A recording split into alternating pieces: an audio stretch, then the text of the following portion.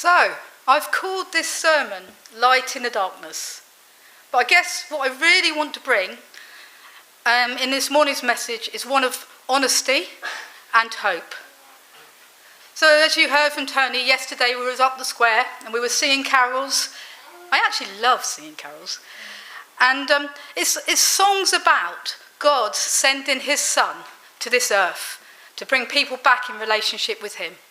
And when I stood there singing them, I did feel full of hope. And the interesting thing was Bob Seeley was campaigning just along from us. Whatever our politics, it is clear that maybe governments can change our circumstances, sometimes for better, usually for worse, but only God can change our lives. So I want to start by reading some familiar words from the beginning of John's Gospel. And they speak of Jesus, who was with God in the beginning, right at the start of creation. And he came down to this earth to bring light and life to all who would believe in him. In the beginning was the Word, and the Word was with God, and the Word was God. He was with God in the beginning. Through him all things were made. Without him nothing was made that has been made. In him was life, and that life was the light of all mankind. The light shines in the darkness, and the darkness has not overcome it. The true light that gives light to everyone was coming into the world. He was in the world, and though the world was made through him, the world did not recognize him. He came to that which was his own, but his own did not receive him. Yet, to all who would receive him, to those who will believe in his name, he gave the right to become children of God. Children born not of natural descent, nor of human decision or a husband's will, but born of God. The Word has become flesh and made his dwelling among us. We have seen his glory, the glory of the one and only Son, who came from the Father, full of grace and truth. Advent and Christmas are quite rightly very special times of year for the Christian. They are when we focus on that amazing moment 2,000 years plus ago, when Jesus, the light of the world, was born. But for me this year, it has an extra significance.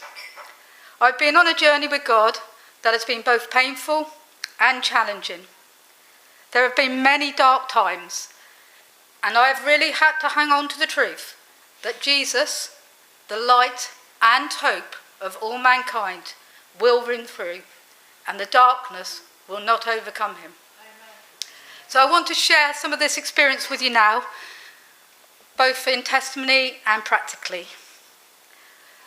So we tend to see darkness as all the evil things in this world.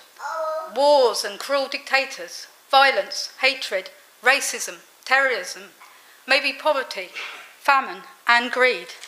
And they are the works of the devil. But the darkness which threatened to overcome me and my faith was much more about my internal struggles. Living with and watching the hard and painful times that my children have been going through. The times that I've felt real fear for their emotional, spiritual and mental well-being. Because of their physical pain and the devastating sadness of losing a friend. But this is not my story. This will become their story. So my story is the times when I felt overwhelmed by their suffering, wanting God to work a miracle, but not seeming to see much action. At the same time, I work with children at school who are living in very difficult circumstances, struggling with their own pain. So I was driven by a need to save them all.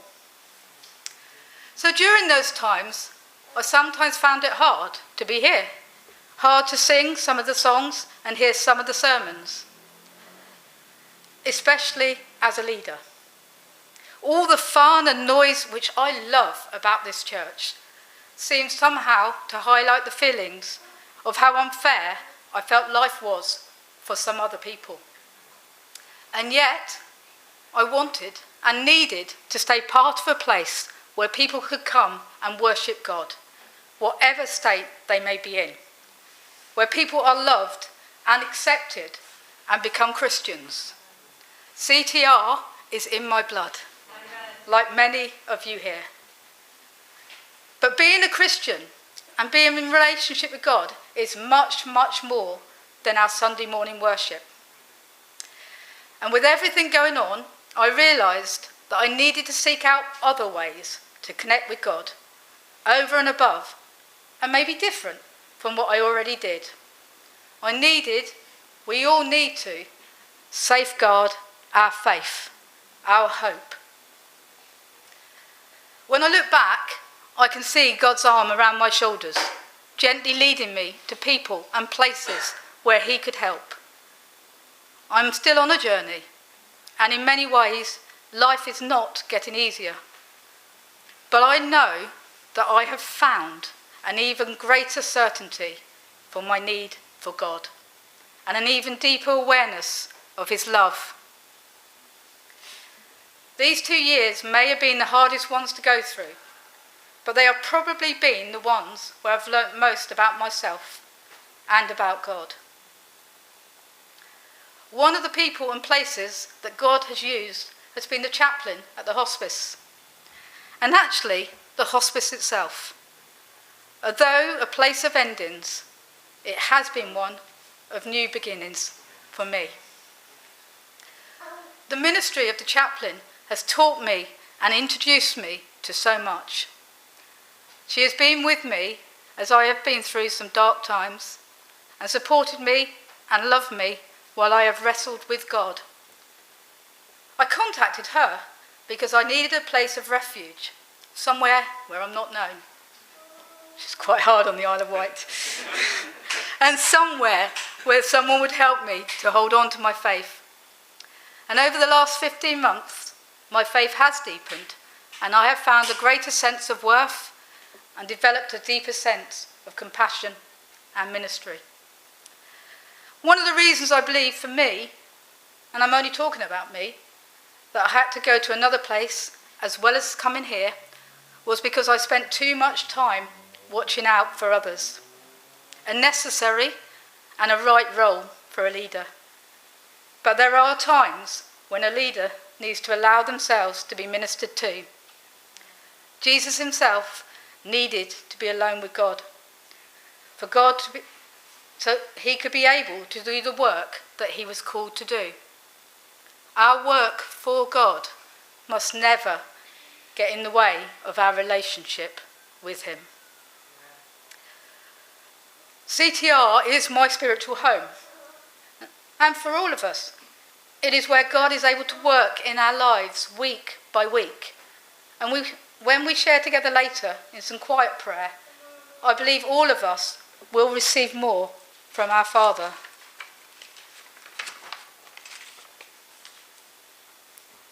There's many gifts that I've received this year throughout difficult times. And one is the time and space for quiet prayer at the hospice, where I've found a new and different connection to God. I literally only have to walk in and sit in their chairs in the chapel, and immediately I find some peace. In all my years as a Christian, I have never doubted the existence of God. More than that, I've always had a real relationship with him. I was just really struggling to understand why he let these things happen and why he didn't and hasn't stepped in to physically and emotionally heal those I love and who love him. In my role at school, I sometimes have what I call professional differences with my boss. And I guess I started having them with God too. And this was reflected in my prayer times. which I think must have been quite aggravating for him. The reason that silent prayer works for me, and still work, is because I agreed not to talk, but also not to think. I literally sit in the quiet with 4, maybe 5 other Christians, and I know that during some of those times I have been held before God, as I have sought peace and healing and a way through this pain. I needed to be released from the burden of not only needing to help my own children and the children at my school, but also a way to manage my own spiritual, emotional and mental health.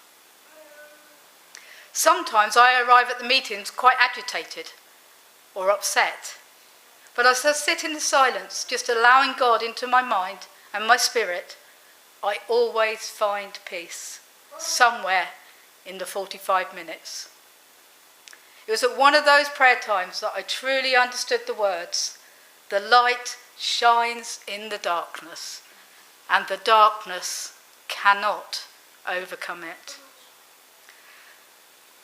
For me, I sit there and allow myself to remove all the protective layers of distraction. And I let myself feel things as they really are. Not as I wish they were, or as I think they could be if I only had a bit more faith, or not even as I think they'll be in the future, but actually as they are.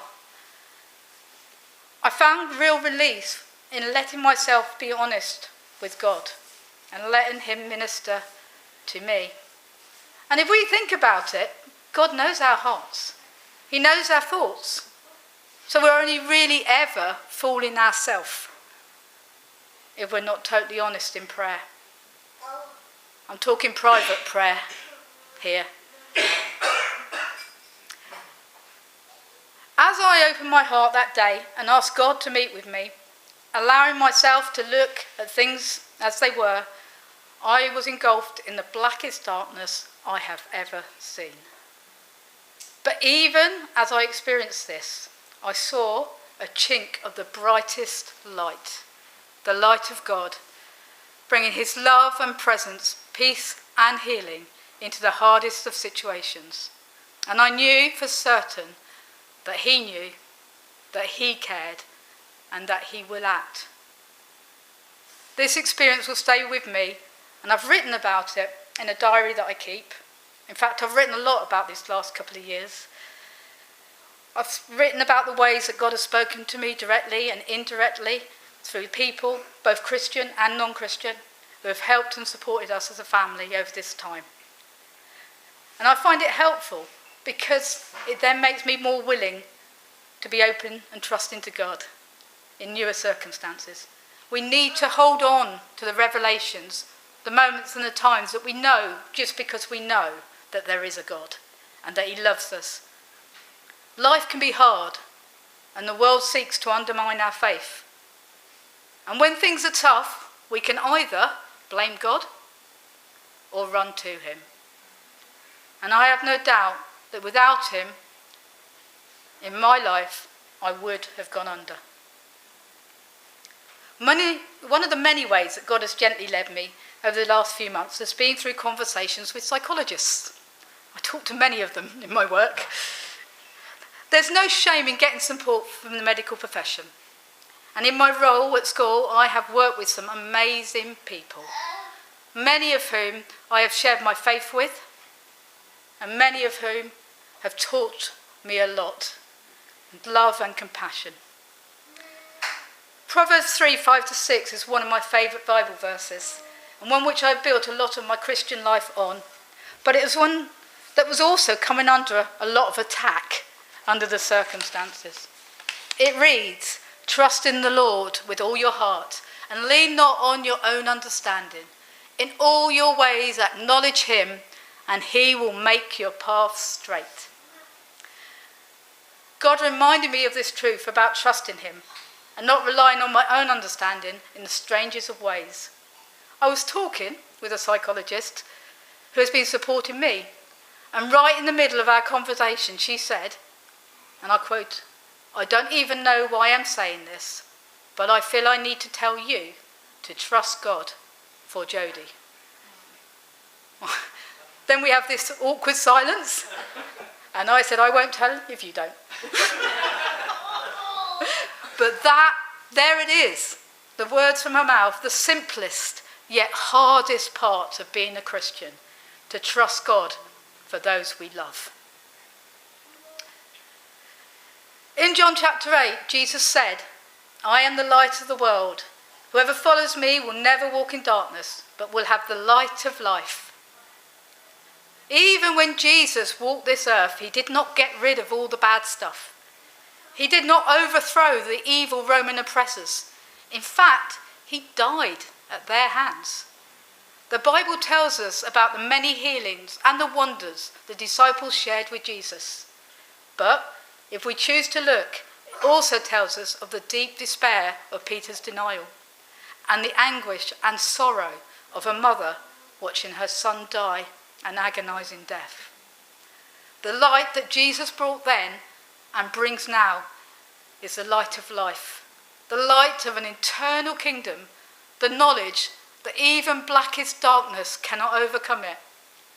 And as we've been reading through Revelation, there will be a time when Jesus returns to this earth a second time, and the devil and his darkness will be totally destroyed. There will be a true and lasting peace.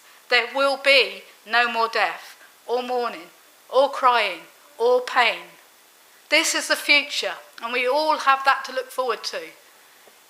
But in the words of Donkey, are we there yet? We're not there yet. Sorry.